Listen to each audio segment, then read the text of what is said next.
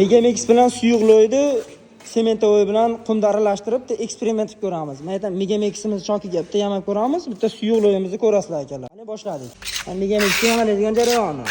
Megamixda betida qoladi xolos. Zamatchaqsiz. Boshqa ustalarimiz bilishmaydi ekan, sementovoy bilan aralashtirib suyuq qilib quyiladi bunga. Ko'riladi, Megamixni o'zi betida qolib ketyapti. Bo'ldi, to'xtating. Ana suyuq semenni qo'yinchi, mana suyuq semenimiz. Mana qanaqa qilib choklarga kirib turib qolib ketadi bunda.